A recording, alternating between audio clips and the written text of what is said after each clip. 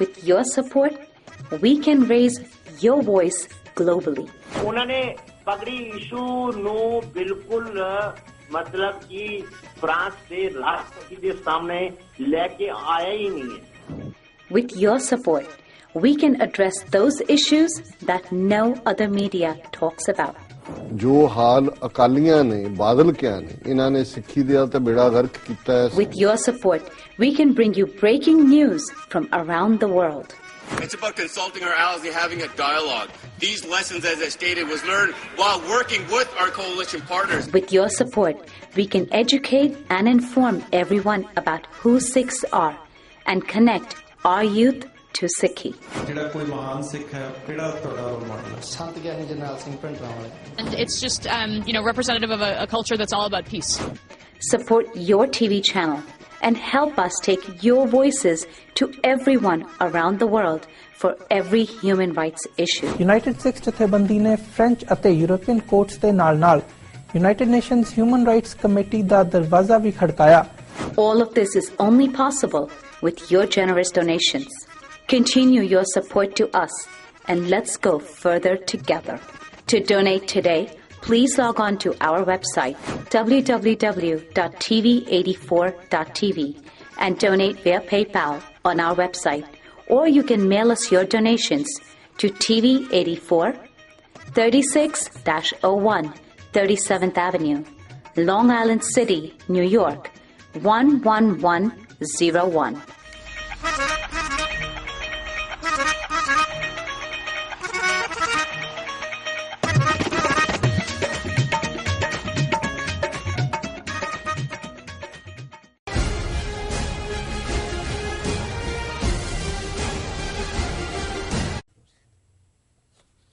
ਦਰਸ਼ਕੋ break ਤੋਂ ਬਾਅਦ ਤੁਹਾਡਾ ਸਵਾਗਤ ਹੈ ਜੀ ਰਾਸ਼ਾ. ਸਾਡੇ ਕੋਲ ਅਗਲਾ ਮੈਸੇਜ ਆਇਆ ਹੈ ਬ੍ਰੈਂਪਟਨ ਟੋਰਾਂਟੋ ਤੋਂ ਵੀਰ ਅਨਹਨਾਜ ਜੀ ਦਾ. ਇਹ ਲਿਖਦੇ ਹਨ, ਵਾਹਿਗੁਰੂ ਜੀ ਕਾ ਖਾਲਸਾ ਵਾਹਿਗੁਰੂ ਜੀ ਕੀ ਫਤਿਹ. ਡਾਕਟਰ ਸਾਹਿਬ, ਕੈਨੇਡਾ ਦੇ ਪ੍ਰਧਾਨ ਜਸਟਿਨ ਟਰੂਡੋ ਨੇ ਅੱਜ ਕਾਮਾਗਾਟੋਆ ਮਾਰੂ ਦੀ ਫੁੱਲ ਮਾਫੀ ਮੰਗੀ ਹੈ, ਜਿਸ ਸਿੱਖ ਕੌਮ ਤੋਂ ਹਿੰਦੂਤਵਾ ਦੀ ਹਿੱਕ ਤੇ ਜਿਹੜੇ ਸੱਪ ਮਿਲ ਰਹੇ ਹੋਣਗੇ, ਇਸ ਦੀ ਐਕਸਪਲੇਨੇਸ਼ਨ ਸਿਰਫ ਤੁਸੀਂ ਹੀ ਦੇ ਸਕਦੇ ਹੋ. ਜੀ ਰਾਸ਼ਾ ਸਾਹਿਬ ਦੇਖੋ ਜੀ, ਬੜਾ ਖੂਬਸੂਰਤ ਪੰਜਾਬੀ ਇਹਨਾਂ ਨੇ ਇਸਤੇਮਾਲ ਕੀਤੀ ਹੈ, ਛਾਤੀ ਤੇ ਸੱਪ ਮੇਲਣਾ ਜੀ.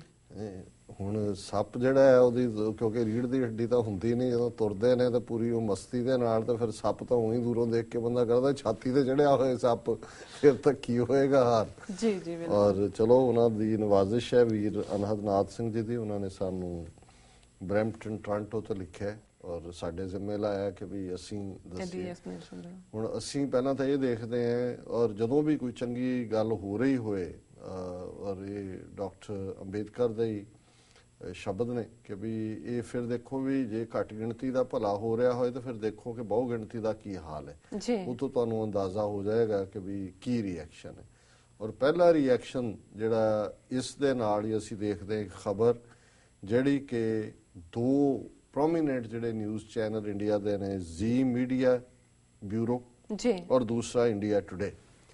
ਜ਼ੀ ਬਿਊਰੋ ਨੇ 11 ਅਪ੍ਰੈਲ ਨੂੰ ਇਹ ਖਬਰ ਕੈਰੀ ਕੀਤੀ ਔਰ ਇੰਡੀਆ ਟੁਡੇ ਨੇ ਅਪ੍ਰੈਲ 12 ਨੂੰ ਕੈਰੀ ਕੀਤੀ. ਔਰ ਤੁਸੀਂ ਖਬਰ ਦੀ ਖਤਰਨਾਕਤਾ ਤੋਂ ਅੰਦਾਜ਼ਾ ਲਾ ਲਓ ਕਿ ਕਿਸ ਕਿਸਮ ਦੇ ਸੱਪ ਇਹਨਾਂ ਦੀ ਛਾਤੀ ਤੇ ਮੇਲਦੇ ਨੇ ਜਾਂ ਸੱਪ ਲੇਟੇ ਹੋਏ ਨੇ, ਕਿ ਉਹਨਾਂ ਨੇ ਕਿਸ ਕਦਰ ਸਾਡੇ ਤੇ ਹਮਲਾ ਕੀਤਾ, ਕਿਹੜੇ ਪਾਸਿਓਂ ਔਰ ਕਿਸ ਖਤਰਨਾਕ ਹੱਦ ਤੱਕ ਜਾ ਕੇ. ਔਰ ਖਬਰ ਹੈ ਭਾਰਤ ਤੇ ਅੱਤਵਾਦੀ ਹਮਲੇ ਦੀ ਤਾਕ 'ਚ IS.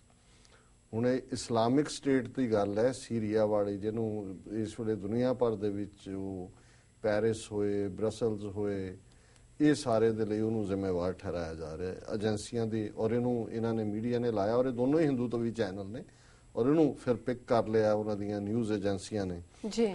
ਦੁਨੀਆ ਦਾ ਸਭ ਤੋਂ ਖਤਰਨਾਕ ਅੱਤਵਾਦੀ ਸੰਗਠਨ IS ਭਾਰਤ 'ਚ ਅੱਤਵਾਦੀ ਹਮਲੇ ਦੀ ਤਾਕ 'ਚ. ਸੂਤਰਾਂ ਤੋਂ ਮਿਲੀ ਜਾਣਕਾਰੀ ਅਨੁਸਾਰ IS ਨੇ ਭਾਰਤ 'ਚ ਇਹਨਾਂ ਹਮਲਿਆਂ ਨੂੰ ਅੰਜਾਮ ਦੇਣ ਲਈ ਕੈਨੇਡਾ 'ਚ ਛੁਪੇ ਖਾਲਿਸਤਾਨੀ ਗੁੱਟਾਂ ਨਾਲ ਹੱਥ ਮਿਲਾਇਆ ਹੈ.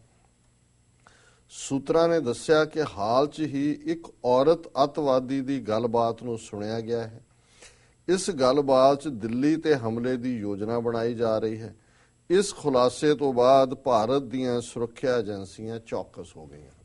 ਹੁਣ ਤੁਸੀਂ ਦੇਖ ਲਓ, ਇਹ ਹੈ ਉਹਨਾਂ ਦਾ ਦੁਸ਼ਮਣ ਦਾ ਰਿਐਕਸ਼ਨ ਜੀ। ਉਹਨਾਂ ਨੇ ਅੱਗੇ ਪਾਕਿਸਤਾਨ ਦੀ ISI ਨਾਲ ਤਾਂ ਜੋੜਦਾ ਹੀ ਸੀ, ਇਹਨਾਂ ਨੇ ਕਿਹਾ ਵੀ ISI ਨਾਲ ਜੋੜ ਕੇ ਤਾਂ ਮੂੰਹ ਦੀ ਥੁੱਕ ਮੁੱਕ ਗਈ, ਕੋਈ ਸਬੂਤ ਨਹੀਂ, ਕੋਈ ਪ੍ਰੂਫ ਨਹੀਂ, ਕੋਈ ਗੱਲ ਨਹੀਂ। ਉਹਨਾਂ ਨੇ ਕਿਹਾ ਹੁਣ ਲੰਬੀ ਛਾਲ ਮਾਰੋ ਕਿ ਇਹ ਇਸਲਾਮਿਕ ਸਟੇਟ ਸੀਰੀਆ ਵਾਲੀ, ਔਰ ਇਹ ਹੁਣ ਕਿਤੇ ਹੋਰ ਦੇ ਖਾਲਿਸਤਾਨੀ ਨਹੀਂ, ਕੈਨੇਡਾ ਦੇ, ਔਰ ਕੈਨੇਡਾ 'ਚ ਔਰਤ, ਕਿ ਇੱਕ ਔਰਤ, ਸਿੱਖ ਔਰਤ ਖਾਲਿਸਤਾਨੀ ਨੇ ਜਿਹੜੀ ਹੈ ਉਹ ਕਨਵਰਸੇਸ਼ਨ ਕੀਤੀ, ਜਿਹਨੂੰ ਭਾਰਤੀ ਖੁਫੀਆ ਏਜੰਸੀਆਂ ਨੇ ਸੁਣਿਆ ਕਿ ਦਿੱਲੀ ਦੇ ਵਿੱਚ ਜਿਹੜੀ ਹੈ ਇਸਲਾਮਿਕ ਸਟੇਟ ਸਿੱਖ ਅੱਤਵਾਦੀਆਂ ਦੇ ਨਾਲ ਮਿਲ ਕੇ ਹਮਲਾ ਕਰੇਗੀ, ਔਰ ਇਹ ਜਿਹੜੇ ਕੈਨੇਡਾ ਦੇ ਖਾਲਿਸਤਾਨੀ ਗਰੁੱਪ ਨੇ ਇਹ ਹੁਣ IS ਦੇ ਨਾਲ ਰਲ ਗਏ ਨੇ। ਵੈਸੇ ਕੈਨੇਡਾ ਦੇ ਜਿਹੜੇ ਆਫੀਸ਼ੀਅਲਸ ਨੇ ਉਹ ਵੀ ਹੱਸਦੇ ਹੋਣੇ ਨੇ, ਉਹਨਾਂ ਦੀ ਇੰਟੈਲੀਜੈਂਸ ਵੀ ਹੱਸਦੀ ਹੋਣੀ ਹੈ, ਅਮਰੀਕਾ ਵਾਲੇ ਵੀ ਕਹਿੰਦੇ ਹੋਣੇ ਨੇ ਕਿ ਵੀ ਇਹ ਤਾਂ ਇਹਨਾਂ ਦਾ ਦਿਮਾਗ ਖਰਾਬ ਹੋ ਗਿਆ।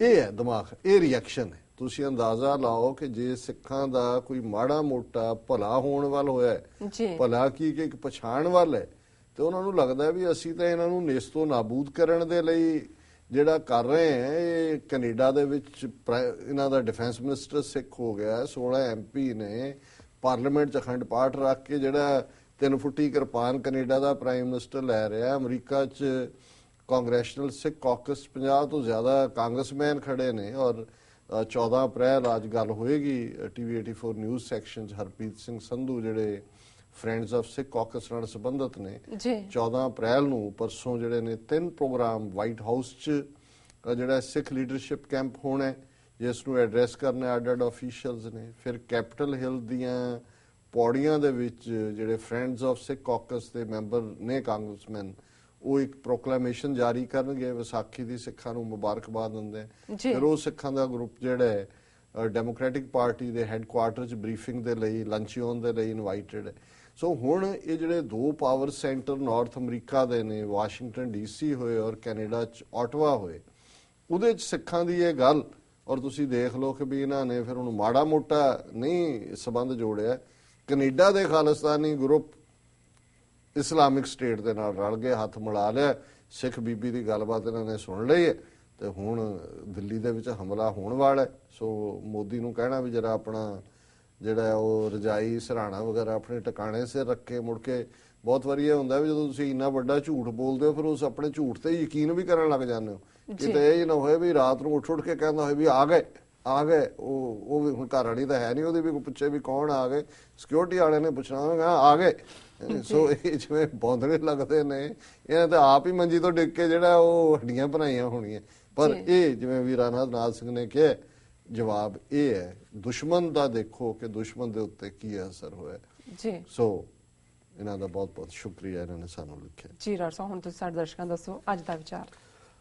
ਅੱਜ ਦੇ ਵਿਚਾਰ ਲਈ ਜਦੋਂ ਮੈਂ ਰਿਸਰਚ ਕਰ ਰਿਹਾ ਸੀ ਤਾਂ ਕੁਦਰਤੀ ਅੱਜ ਦੇ ਦਰਬਾਰ ਸਾਹਿਬ ਦੇ ਹੁਕਮਨਾਮੇ ਵੱਲ ਮੇਰੀ ਨਜ਼ਰ ਗਈ, ਔਰ ਇਹ ਸ਼ਬਦ ਤਲੰਗ ਬਾਣੀ ਭਗਤਾਂ ਕੀ ਕਬੀਰ ਜੀ ਦਾ ਮੈਨੂੰ ਵੀ ਬੜਾ ਪਸੰਦ ਹੈ। ਇਹ ਉਦੋਂ ਅਜੇ ਉਰਦੂ ਜ਼ਬਾਨ ਡਿਵੈਲਪ ਹੋ ਰਹੀ ਸੀ ਉਹਨਾਂ, ਔਰ ਫਾਰਸੀ ਦੇ ਕੁਝ ਸ਼ਬਦ ਨੇ, ਪਰ ਇਹ ਜਦੋਂ ਅਸੀਂ ਦਾ ਫਾਰਸੀ ਔਰ ਉਰਦੂ ਦਾ ਮੇਲ ਔਰ ਉਹਦੇ 'ਚ ਜਿਹੜਾ ਦਿੱਤਾ ਗਿਆ ਮੈਸੇਜ ਹੈ, ਇਹ ਬੜਾ ਪਾਵਰਫੁਲ ਹੈ। ਕਬੀਰ ਸਾਹਿਬ ਦੇ ਸ਼ਬਦ, ਬੇਦ ਕਤੇਬ ਇਫਤਰਾ ਭਾਈ, ਦਿਲ ਕਾ ਫਿਕਰ ਨਾ ਜਾਏ, ਟੁਕ ਦਮ करारी हाजिर हजूर खुदाए, बंदे खोज दिल हर रोज ना फिर परेशानी माहें, ए जो दुनिया सहर मेला दस्तगीरी ना है, दरोग पढ़ पढ़ खुशी हुए बेखबर बाद बकाहे, हक सच खालक खलक में आने श्याम मूरत नाहे, असमान में आने लहंग दरिया गुसल करदन बूद, कर फ़कर दायम लाए चश्मे जहाँ तहाँ मौजूद, अल्लाह पाकं पाक है शक करो जे दूसर होए, कबीर करम करीम का ओ करे जाने सोए। जी हुण वेद रिग शाम यजुर अथर्व ਇਹ ਹਿੰਦੂਆਂ ਦੇ ਪਵਿੱਤਰ ਗ੍ਰੰਥ ਨੇ। ਜਦੋਂ ਕਤੇਬ ਕਿਹਾ ਜਾਂਦਾ ਹੈ ਤੇ ਇਸ ਦੇ ਵਿੱਚ ਜ਼ੋਰੇਬ, ਓਲਡ ਟੈਸਟਾਮੈਂਟ, ਨਿਊ ਟੈਸਟਾਮੈਂਟ, ਕੁਰਾਨ ਮਜੀਦ, ਇਹ ਇਹਨਾਂ ਨੂੰ ਕਤੇਬ ਕਹਿੰਦੇ ਨੇ, ਚਾਰੋਂ ਧਾਰਮਿਕ ਪੁਸਤਕਾਂ।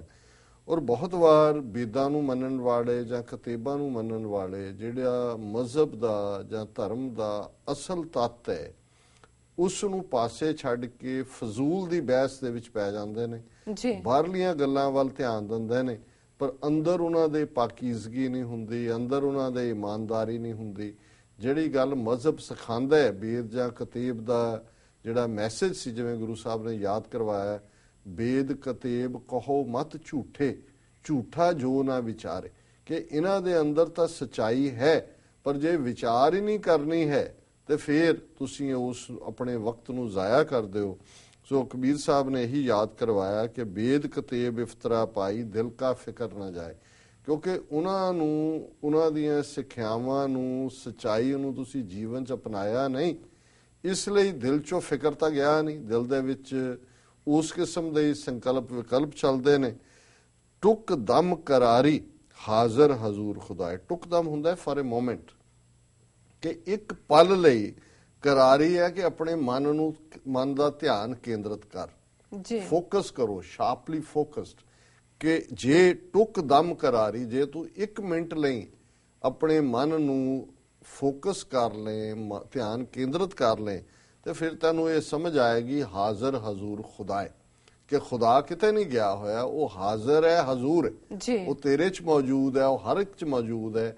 ਚਾਰ ਚੁਫੇਰੇ ਖੁਦਾ ਦਾ ਜਲਵਾ ਹੈ, ਪਰ ਕਿਉਂਕਿ ਤੇਰੇ ਮਨ ਦੇ ਅੰਦਰ ਭਰਮ ਹੈ, ਇਸ ਲਈ ਫਜ਼ੂਲ ਦੀ ਬਹਿਸ ਵੇਦਾਂ ਕਿਤਾਬਾਂ ਦੇ ਉੱਤੇ ਤੁਸੀਂ ਕਰਦੇ ਹੋ, ਲੇਕਿਨ ਇਸ ਸੱਚ ਨੂੰ ਕਿ ਹਾਜ਼ਰ ਹਜ਼ੂਰ ਖੁਦਾ ਹੈ ਤੁਸੀਂ ਨਹੀਂ ਸਮਝਦੇ। ਬੰਦੇ ਖੋਜ ਦਿਲ ਹਰ ਰੋਜ਼ ਨਾ ਫਿਰ ਪਰੇਸ਼ਾਨੀ ਮਾਏ। ਕਬੀਰ ਸਾਹਿਬ ਯਾਦ ਕਰਵਾਉਂਦੇ ਨੇ ਕਿ ਇਹ ਇਨਸਾਨ ਰੋਜ਼ਾਨਾ ਆਪਣੇ ਦਿਲ ਨੂੰ ਲੱਭ, ਦਿਲ ਨੂੰ ਖੋਜ ਕਿ ਤੂੰ ਕੀ ਹੈ, ਤੇਰੀ ਜ਼ਿੰਦਗੀ ਦਾ ਮਕਸਦ ਕੀ ਹੈ, ਤੂੰ ਕਰ ਕੀ ਰਹੇ, ਤੇਰੇ ਜ਼ਿੰਮੇ ਕੰਮ ਕੀ ਸੀ, ਤਾਂ ਫਿਰ ਪਰੇਸ਼ਾਨੀ ਨਾ ਹੈ, ਨਾ ਫਿਰ ਪਰੇਸ਼ਾਨੀ ਮਾਹੇ, ਫਿਰ ਤੇਰੇ ਜੀਵਨ ਦੇ ਵਿੱਚ ਕੋਈ ਪਰੇਸ਼ਾਨੀ ਨਹੀਂ ਹੋਏਗੀ। ਇਹ ਜੋ ਦੁਨੀਆ ਸਿਹਰ ਮੇਲਾ, ਸਿਹਰ ਕਹਿੰਦੇ ਨੇ ਡਿਸੈਪਸ਼ਨ, ਧੋਖਾ, ਮੇਲਾ ਅਸੀਂ ਮਿਲਦੇ ਹਾਂ ਇੱਕ ਦੂਸਰੇ ਨੂੰ, ਪਰ ਇਹ ਇੱਕ ਡਿਸੈਪਟਿਵ ਵਰਲਡ ਹੈ, ਇਹਨੇ ਰਹਿਣਾ ਨਹੀਂ ਹੈ। ਜਿਹੜਾ ਅੱਜ ਹੈ ਉਹ ਕੱਲ ਨਹੀਂ ਹੈ। ਨਦੀ ਨਾਮ ਸੰਜੋਗੀ ਮੇਲੇ ਜਦੋਂ ਕਹਿੰਦੇ ਨੇ, ਜੋ ਅੱਜ ਹੈ ਉਹ ਕੱਲ ਨੂੰ ਨਹੀਂ ਹੋਏਗਾ, ਜਿਹੜਾ ਕੱਲ ਹੈ ਉਹਨੇ ਫਿਰ ਕਿੱਥੇ ਹੋਣਾ, ਕੌਣ ਕਿਹਨੂੰ ਮਿਲਦਾ ਹੈ, ਕਿੰਨੇ ਪਿਆਰੇ ਮਾਂ ਬਾਪ ਭੈਣ ਭਰਾ ਜਿਨ੍ਹਾਂ ਨਾਲ ਕਿੰਨੀਆਂ ਸਾਂਝਾਂ ਹੁੰਦੀਆਂ ਨੇ ਛੱਡ ਕੇ ਤੁਰ ਜਾਂਦੇ ਨੇ। ਸੋ ਸਿਹਰ ਡਿਸੈਪਟਿਵ, ਇਹ ਡਿਸੈਪਟਿਵ ਹੈ, ਦਸਤਗੀਰੀ ਨਾ ਹੈ। ਦਸਤਗੀਰੀ ਹੁੰਦਾ ਦਸਤ ਪੰਜਾ ਕਰਨਾ। ਜਦੋਂ ਹਿਸਾਬ ਹੋਣਾ ਰੱਬ ਦੀ ਦਰਗਾਹ 'ਚ, ਅੱਲਾ ਦੀ ਦਰਗਾਹ 'ਚ, ਤੇ ਕਿਸੇ ਨੇ ਤੇਰੇ ਦਸਤ ਨੂੰ ਨਹੀਂ ਫੜਨਾ, ਹੱਥ ਨੂੰ ਨਹੀਂ ਫੜਨਾ। ਇਹ ਤਾਂ ਇੱਕ ਡਿਸੈਪਟਿਵ ਸਾਡੇ ਮੇਲ ਮਿਲਾਪ ਨੇ। ਦਰੋਗ ਪੜ ਖੁਸ਼ੀ ਹੋਏ ਬੇਖਬਰ ਬਾਦ ਬਕਾ ਹੈ, ਕਿ ਅਸੀਂ ਫਾਲਸਹੁੱਡ, ਦਰੋਗ ਕਹਿੰਦੇ ਨੇ ਫਾਲਸਹੁੱਡ ਨੂੰ, ਝੂਠੀਆਂ ਗੱਲਾਂ ਪੜ੍ਹ ਕੇ ਝੂਠ ਦੇ ਵਿੱਚ ਰਹਿ ਕੇ ਜ਼ਿਆਦਾ ਖੁਸ਼ੀ ਮਹਿਸੂਸ ਕਰਦੇ ਹਾਂ। ਬੇਖਬਰ ਬਾਦ, ਫਜ਼ੂਲ ਦੀਆਂ ਗੱਲਾਂ 'ਚ, ਬਾਦ ਬਕਾ ਹੈ, ਬਕਣਾ, ਬੇਖਬਰ ਜਿਹਦਾ ਕੋਈ ਮਤਲਬ ਨਹੀਂ ਹੈ, ਉਹਨਾਂ 'ਚ ਜਿਹੜੀਆਂ ਸੱਚਾਈ ਤੋਂ ਦੂਰ ਨੇ, ਓਬਲੀਵੀਅਸ ਆਫ ਰਿਐਲਿਟੀ, ਉਹਨਾਂ 'ਚ ਅਸੀਂ ਵਕਤ ਜ਼ਾਇਆ ਕਰਦੇ ਹਾਂ।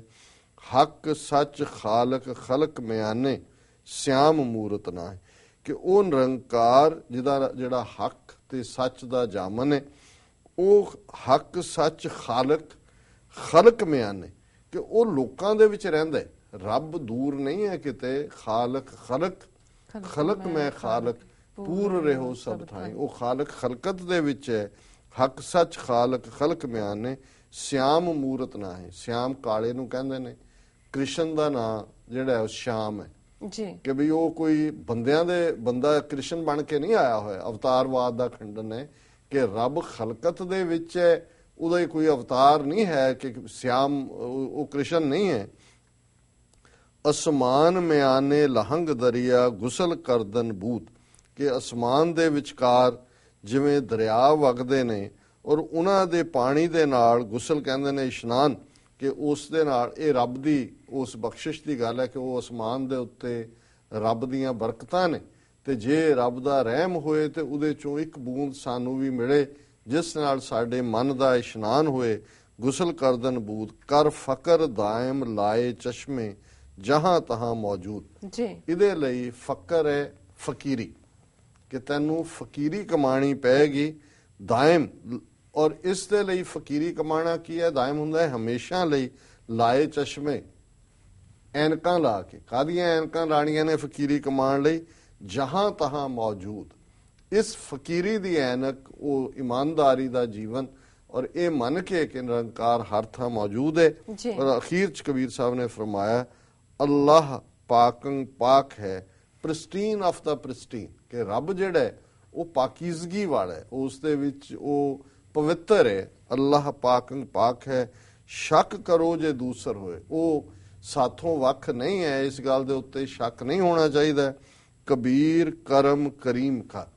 ਹੁਣ ਕਬੀਰ ਕਹਿੰਦੇ ਨੇ ਕਰਮ ਬਖਸ਼ਿਸ਼ ਹੈ, ਕਰੀਮ ਵੀ ਰੱਬ ਬਖਸ਼ਿਸ਼ ਵਾਲਾ ਹੈ, ਕਿ ਗ੍ਰੇਸ਼ੀਅਸ ਐਲਮਾਈਟੀ, ਕਿ ਕਬੀਰ ਸਾਹਿਬ ਕਹਿੰਦੇ ਨੇ ਕਿ ਉਸ ਬਖਸ਼ਿਸ਼ ਵਾਲੇ ਨਿਰੰਕਾਰ ਦਾ ਉਹ ਕਰੇ ਜਾਣੇ ਸੋਏ। ਜੋ ਕੁਛ ਉਹ ਕਰਦਾ ਹੈ ਉਸ ਨੂੰ ਖਿੜੇ ਮੱਥੇ ਮੰਨਣਾ, ਭਾਣੇ 'ਚ ਰਹਿਣਾ, ਸ਼ੁਕਰਗੁਜ਼ਾਰੀ 'ਚ ਰਹਿਣਾ, ਇਹ ਸਾਡਾ ਫਰਜ਼ ਹੈ। ਜੋ ਕਰੇਗਾ ਉਹ ਕਬੀਰ ਹੈ, ਉਹ ਕਰੀਮ ਹੈ, ਉਹ ਮਹਾਨ ਹੈ, ਔਰ ਜੋ ਕਰੇ ਉਸ ਦੇ ਅੱਗੇ ਹੀ ਆਪਣਾ ਸਿਰ ਝੁਕਾਣਾ ਬਣਦਾ। ਸੋ ਇਸ ਸ਼ਬਦ 'ਚ ਉਹਨਾਂ ਨੇ ਬਹੁਤ ਸਾਰੇ ਇਸਲਾਮਿਕ ਜਿਹੜੀ ਹੈ ਟਰਮੀਨੋਲੋਜੀ ਇਸਤੇਮਾਲ ਕੀਤੀ ਸਮਝਾਉਣ ਦੇ ਲਈ, ਲੇਕਿਨ ਅਲਟੀਮੇਟਲੀ ਇਹੀ ਹੈ ਕਿ ਖਾਲਕ ਖਲਕ ਖਲਕ ਮੈਂ ਖਾਲਕ ਪੂਰ ਰਹੋ ਸਭ ਥਾਈਂ। ਅੱਲਾ ਯੂਜ਼ ਕੀਤਾ, ਪਾਕੀਜ਼ਗੀ ਕੀਤੀ, ਇਸ਼ਨਾਨ ਦੀ ਗੱਲ ਹੋਈ ਔਰ ਜਿਹੜੀ ਹੈ ਹੱਕ ਸੱਚ ਦੀ ਗੱਲ ਹੋਈ। ਸੋ ਇਹ ਮੈਸੇਜ ਹੈ ਸਾਰਿਆਂ ਦੇ ਲਈ ਕਿ ਅਲਟੀਮੇਟਲੀ ਬੰਦੇ ਖੋਜ ਦਿਲ ਹਰ ਰੋਜ਼ ਨਾ, ਫਿਰ ਪਰੇਸ਼ਾਨੀ ਮਾਏ, ਫਿਰ ਜ਼ਿੰਦਗੀ 'ਚ ਪਰੇਸ਼ਾਨੀ ਨਹੀਂ ਹੋਏਗੀ। ਜੀ ਡਾਕਟਰ ਸਾਹਿਬ, ਟ੍ਰੈਂਕੁਲਾਈਜ਼ਰ ਨਹੀਂ ਖਾਣੇ ਪੈਣਗੇ, ਨੀਂਦ ਦੀਆਂ ਗੋਲੀਆਂ ਨਹੀਂ ਖਾਣੀਆਂ ਪੈਣਗੀਆਂ, ਸਿਰ ਦਰਦ ਦੀ ਗੋਲੀ ਨਹੀਂ ਖਾਣੀ ਪਏਗੀ। ਜੀ ਡਾਕਟਰ ਸਾਹਿਬ, ਬਿਲਕੁਲ ਤੁਹਾਡਾ ਬਹੁਤ ਬਹੁਤ ਸ਼ੁਕਰੀਆ, ਤੁਸੀਂ ਅੱਜ ਦਾ ਵਿਚਾਰ ਸਾਡੇ ਦਰਸ਼ਕਾਂ ਨਾਲ ਸਾਂਝਾ ਕੀਤਾ। ਇਸ ਦੇ ਨਾਲ ਆਪਣੀ ਵਿਊਅਰਸ ਕੋਲ ਲੈਣੇ ਇਜਾਜ਼ਤ। ਵਿਊਅਰਸ, ਸਾਡੇ ਪ੍ਰੋਗਰਾਮ ਦਾ ਸਮਾਂ ਇੱਥੇ ਸਮਾਪਤ ਹੁੰਦਾ। ਤੁਸੀਂ ਆਪਣੀ ਰਾਏ ਤੇ ਸੁਝਾਅ ਸਾਨੂੰ ਭੇਜਣਾ ਭੁੱਲਣਾ ਸਾਡੇ ਇਸ ਪਤੇ ਤੇ sos@tvg4.tv ਤੇ। ਅਸੀਂ ਆਪਣਾ ਪ੍ਰੋਗਰਾਮ ਲੈ ਕੇ ਫਿਰ ਦੁਬਾਰਾ ਹਾਜ਼ਰ ਹੋਵਾਂਗੇ। ਤਦ ਤੱਕ ਲਈ ਮੈਨੂੰ ਤੇ ਆਪਣਾ ਸੁਣ ਆ ਗਿਆ ਦੋ। ਦੇਖਦੇ ਰਹੋ TV84। ਬੁਲਾ ਦਿਓ ਫਤਿਹ। ਵਾਹਿਗੁਰੂ ਜੀ ਕਾ ਖਾਲਸਾ, ਵਾਹਿਗੁਰੂ ਜੀ ਕੀ ਫਤਿਹ।